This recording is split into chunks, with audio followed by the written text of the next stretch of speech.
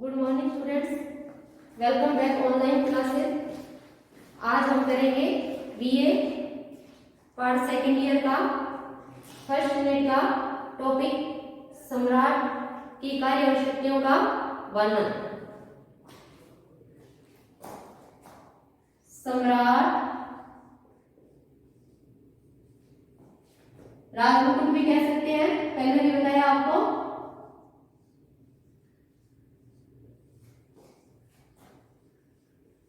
की कार्य व शक्तियां। क्वेश्चन ऐसे आता है, सम्राट की कार्य और शक्तियों का वर्णन कीजिए। कल हमने सम्राट की यानी कार्यपालिका संबंधी शक्तियों का वर्णन किया। कार्यपालिका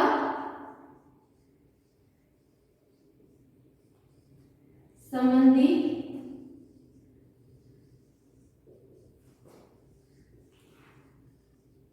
शक्तियां। आज हम करेंगे इसका दूसरा पॉइंट, व्यवस्थापिका संबंधी शक्तियां। व्यवस्थापिका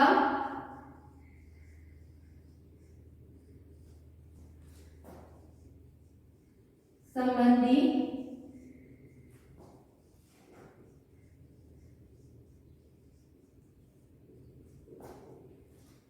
व्यवस्थापिका को हम दूसरा नाम संसद भी कह सकते हैं। व्यवस्थापिका यानी संसद।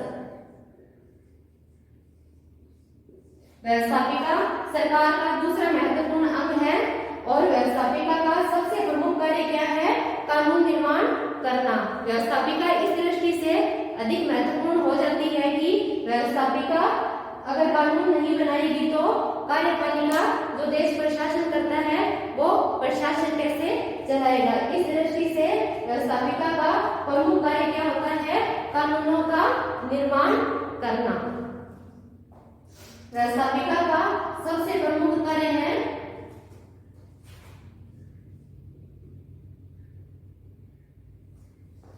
कानूनों का निर्माण करना,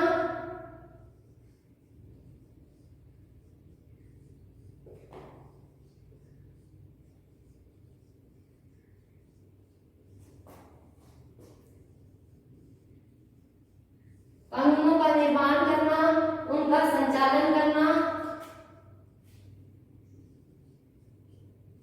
कानूनों का संचालन करना, उनमें संशोधन करना,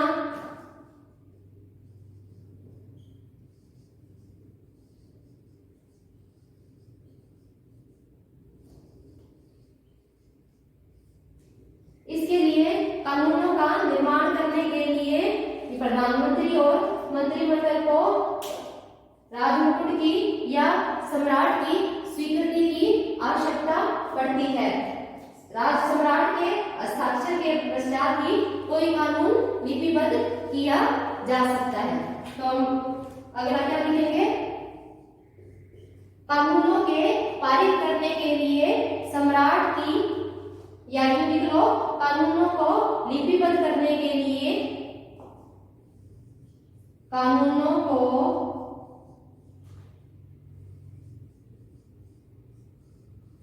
लिपिबद्ध या यूं कह लो संहिताबद्ध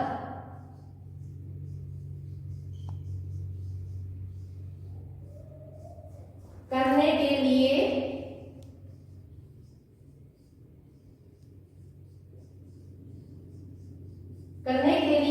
सम्राट के हस्ताक्षर की आवश्यकता पड़ती है। किसके हस्ताक्षर की? सम्राट के हस्ताक्षर की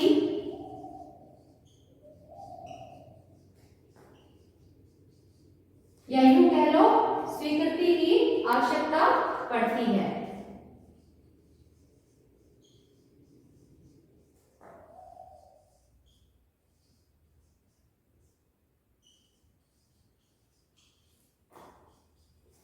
आवश्यकता पड़ती है, तभी कोई कानून पारित माना जाएगा। यानी कानूनों के क्रियान्वयन में सम्राट की महत्वपूर्ण भूमिका है।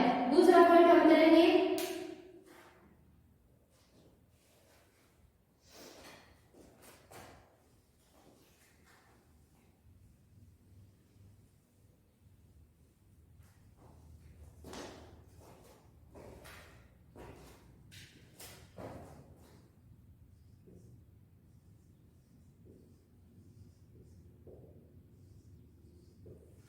संसद का अधिवेशन बुलाना, स्थगित करने का कार्य भी कौन करता है? सम्राट।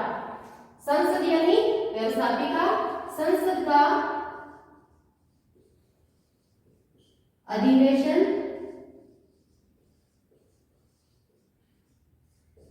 संसद के अधिवेशन को बुलाने का कार्य भी कौन करता है? सम्राट ही करता है। और संसद का उद्घाटन करने का कार्य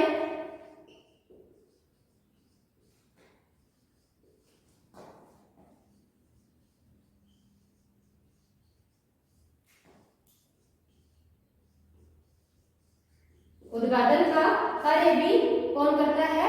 सम्राट ही करता है। नेक्स्ट है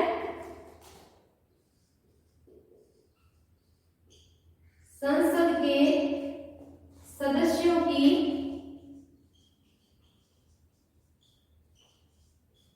नियुक्ति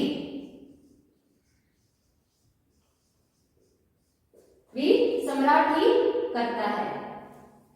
आगे का पॉइंट,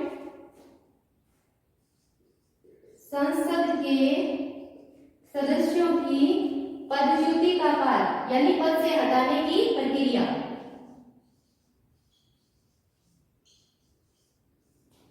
पदच्युति का कार्य भी संसद ही यानी व्यवस्थापिका ही करती है। इस प्रकार संसद का अधिवेशन बुलाने, उसका उद्घाटन करने, सदस्यों की नियुक्ति करने और पदच्युति करने का कार्य भी कौन करता है? सम्राट ही करता है। संसद के प्रारंभ में भाषण भी सम्राट ही देता है।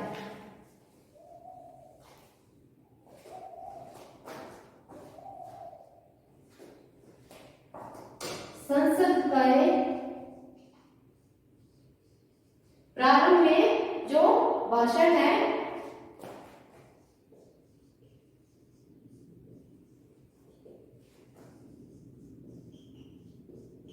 भाषण भी सम्राट ही देता है। यद्यपि इस भाषण का तैयार कौन करता है?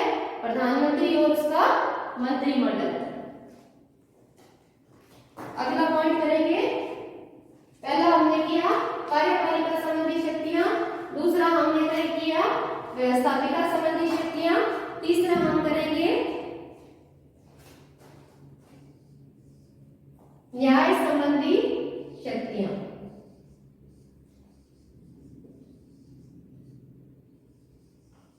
न्याय संबंधी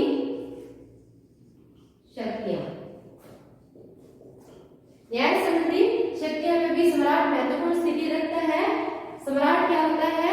न्याय का प्रमुख स्रोत होता है। सम्राट न्याय का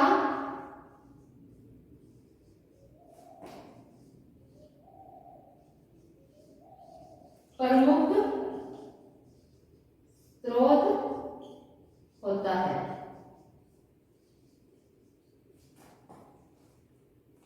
वह प्रमुख न्यायिक अधिकारियों की नियुक्ति करता है।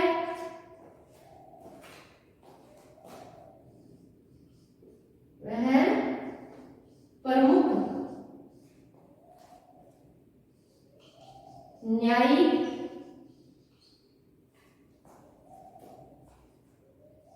अधिकारियों यानी न्यायाधीशों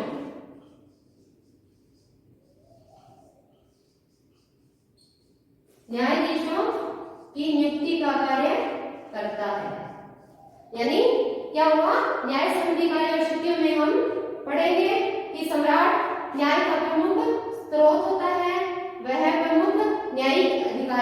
यानी न्यायाधीशों की नियुक्ति करता है।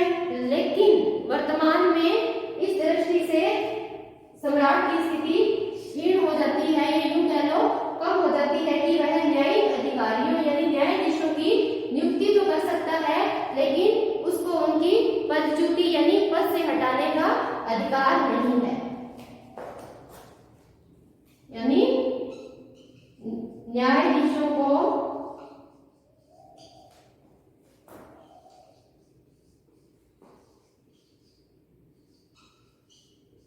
पदच्युति यानी पद से नहीं हटा सकता।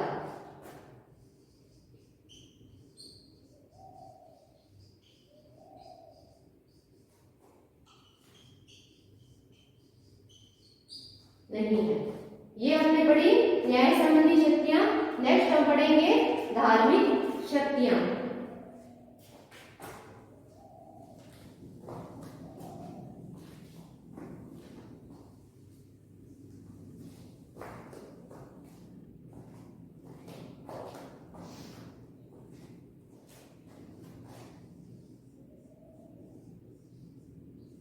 धार्मिक, ये कौन सा हो गया?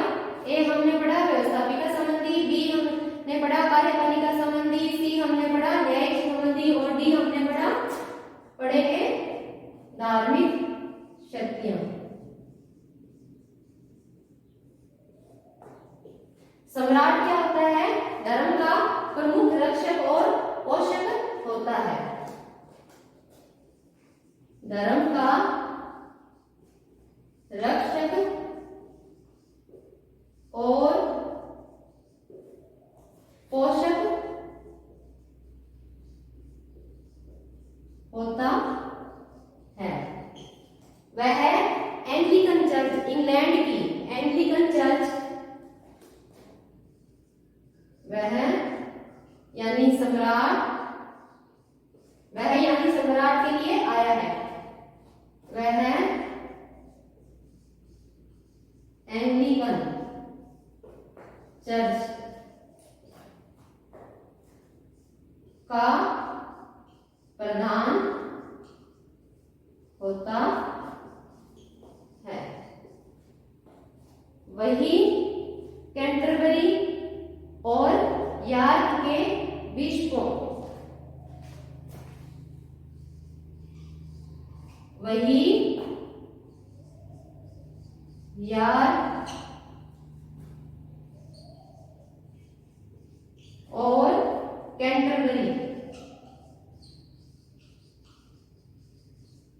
कैंटरबरी के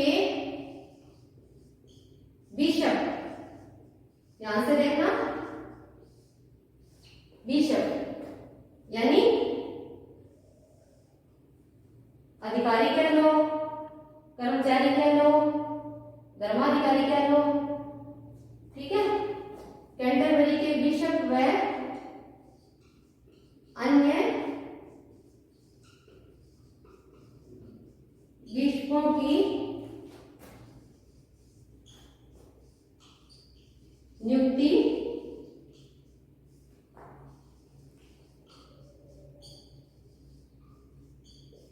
करता है।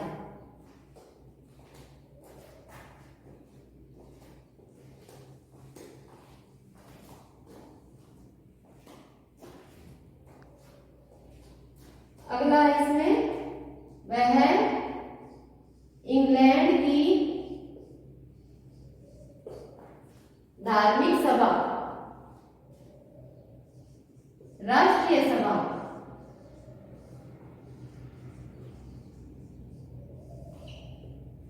का संचालन करता है।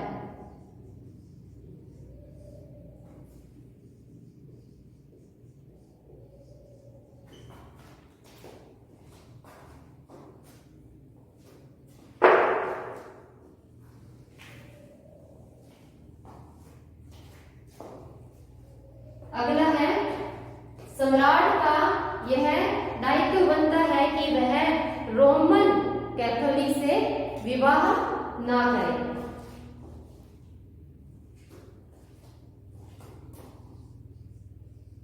सम्राट का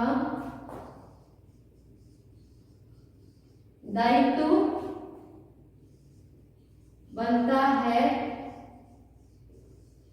कि वह रोमन कैथोलिक धर्म से, स्त्री से, रोमन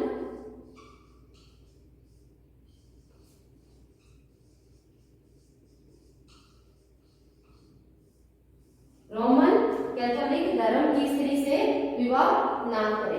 अब हमने यानी राजमुकुट की धार्मिक शक्तियों में हमने पढ़ा कि वह धर्म का प्रमुख रक्षक तथा पोषणकर्ता होता है, वही कैंटरबरी और यार्क जो धार्मिक संस्थाएं हैं उनका प्रधान होता है, वही क्या होता है, धार्मिक क्रियाओं का संचालन करता है, वही राष्ट्रीय सभा का संचालन करता है, वही एंग्लिकन चर्च के अधिकारियों यानी बिशपों और अन्य बिशपों की नियुक्ति करता है, वही और इस संबंध में सम्राट का यह उत्तरदायित्व बनता है कि वह रोमन कैथोलिक से विवाह ना करे।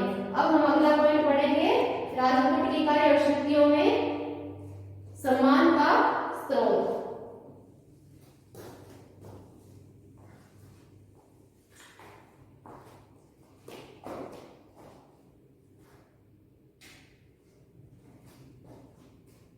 सम्मान का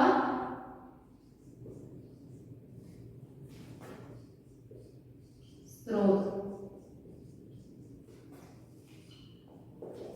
यानी सम्राट ही विभिन्न सम्मान सूचक उपाधियों का वितरण करता है। क्या क्या पढ़ेंगे, सम्मान सूचक उपाधियों का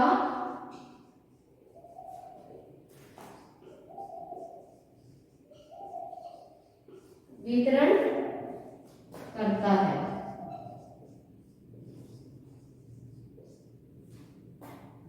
कुछ उपाधियां हैं जिनका मैं एग्जांपल दे रही हूं, जैसे ड्यूक, बैरन और आर्गोनाइट। इन उपाधियों का एक बार से दोबारा लिख दे रही हूं, ड्यूक, बैरन, आर्गोनाइट।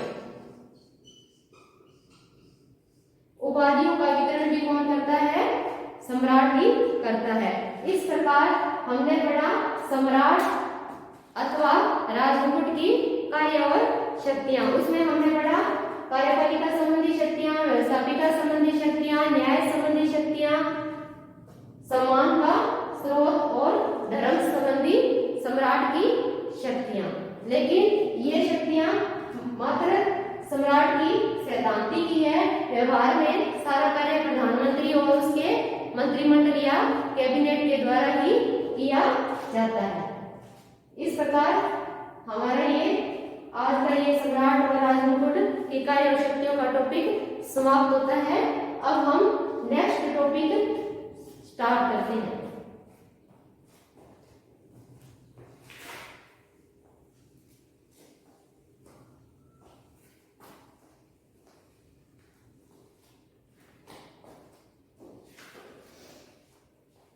नेक्स्ट टॉपिक हमारा है प्रधानमंत्री और उसका मंत्रिमंडल।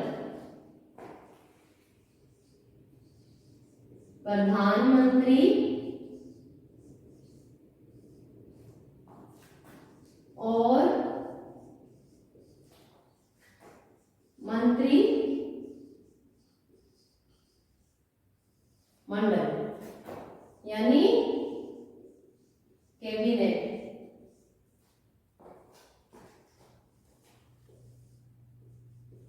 सबसे पहले मैं आपको बताऊंगी प्रधानमंत्री क्या है ब्रिटिश संविधान में और मंत्रिमंडल की ब्रिटिश संविधान में क्या स्थिति है, यानी सिद्धांत तय। पहले भी अपन पढ़ चुके हैं, सारा कार्य सम्राट के नाम से किया जाता है, लेकिन व्यवहार में सारी शक्तियों का प्रयोग कौन करता है, प्रधानमंत्री और उसका मंत्रिमंडल। ब्रिटिश शासन व्यवस्था में प्रधानमंत्री को अत्यधिक महत्वपूर्ण स्थिति प्राप्त है और यह संपूर्ण संविधान की आधारशिला है। क्या है, संपूर्ण संविधान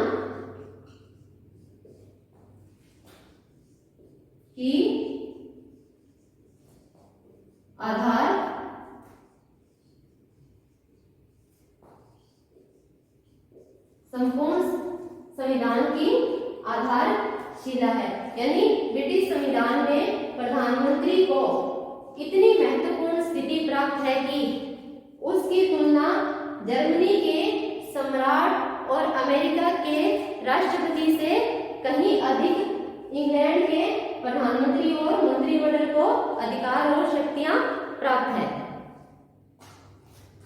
ब्रिटिश संसद किसी भी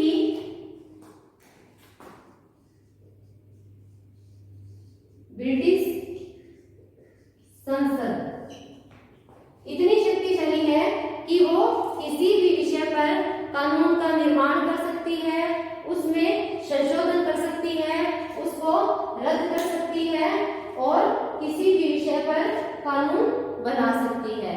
यानी ब्रिटिश संसद की यानी प्रधानमंत्री की इतनी महत्वपूर्ण शक्ति को देखते हुए कहा जा सकता है कि इसे संपूर्ण मेहराब की आधारशिला कहा गया है। इसको प्रधानमंत्री को।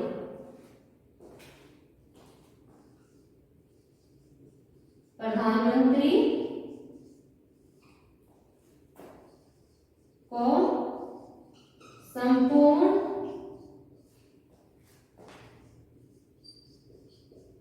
मेहराब की आधारशिला कहा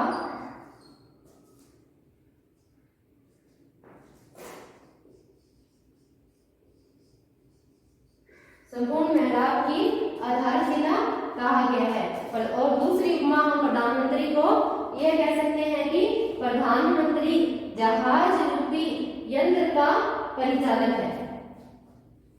प्रधानमंत्री को हम उपमा दे सकते हैं जहाज रूपी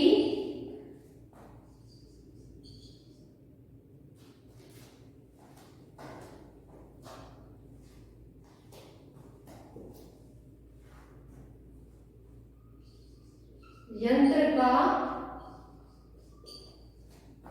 परिचालक है।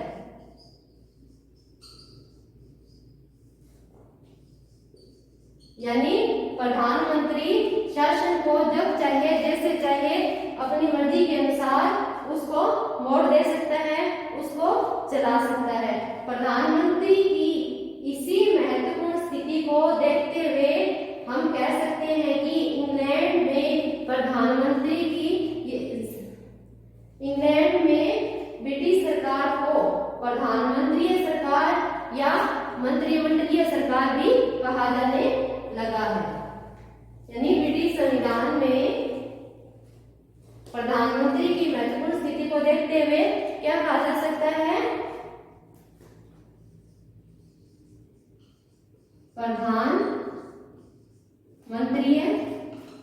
सरकार या हम कह सकते हैं मंत्रिमंडलीय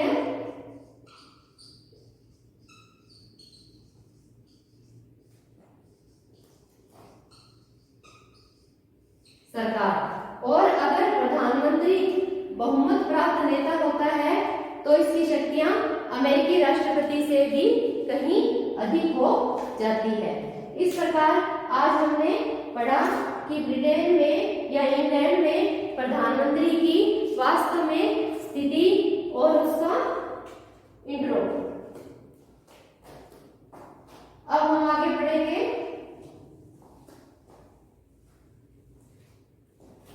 प्रधानमंत्री की कार्य और शक्तियां।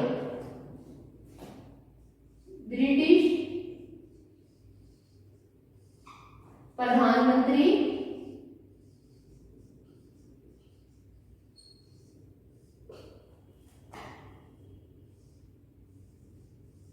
की कार्य और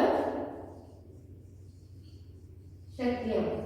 पिछले टॉपिक में हमने पढ़ा सम्राट यानी राजमुकुट की कार्य और शक्तियां। इसमें हम पढ़ेंगे ब्रिटिश प्रधानमंत्री की कार्य और शक्तियां। इसमें पहला पॉइंट है मंत्रिमंडल का निर्माण करना। मंत्रिमंडल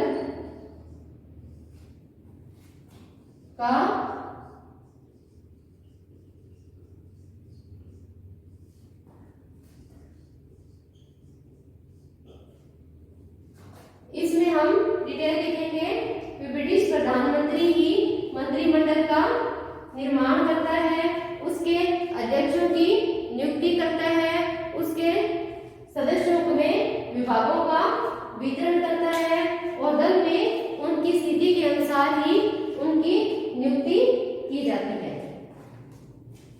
दूसरा पॉइंट हम पढ़ेंगे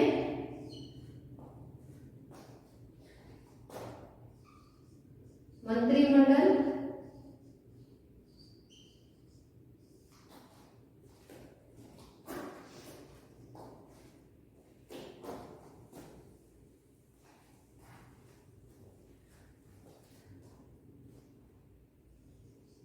मंत्रिमंडल का कार्य संचालन करना,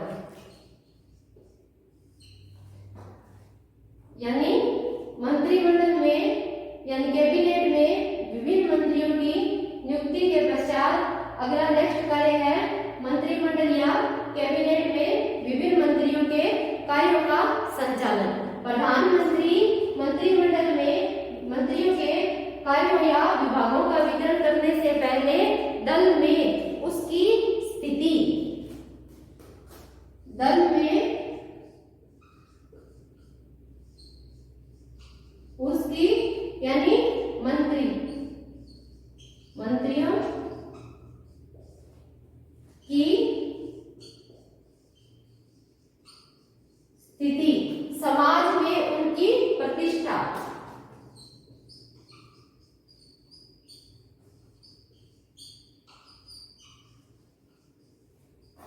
उनकी प्रतिष्ठा या समाज में उनकी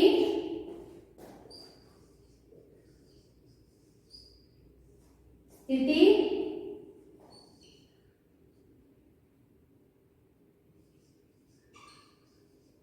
व सम्मान के आधार पर क्या है उनमें विभिन्न विभागों का वितरण करता है।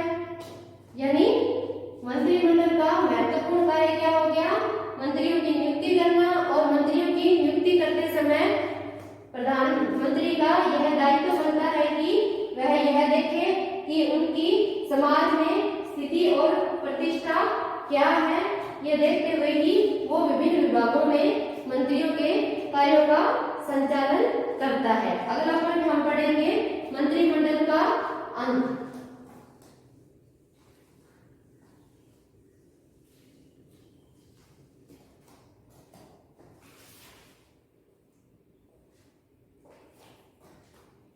मंत्रिमंडल का अंत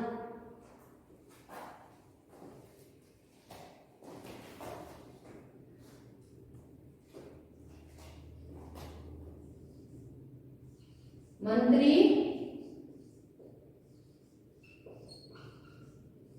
मंडल का अंत, यानी प्रधानमंत्री को यह महत्वपूर्ण शक्ति प्राप्त होती है कि वह एक मंत्री को या कुछ मंत्रियों को एक साथ ही उनके पद से उन्हें हटा सकता है या संपूर्ण मंत्रिमंडल को त्याग पत्र देने के लिए विवश कर सकता है। अगर प्रधानमंत्री बहुमत प्राप्त दल के नेता हो तो उसकी यह शक्ति और भी अधिक प्रभावपूर्ण हो जाती है।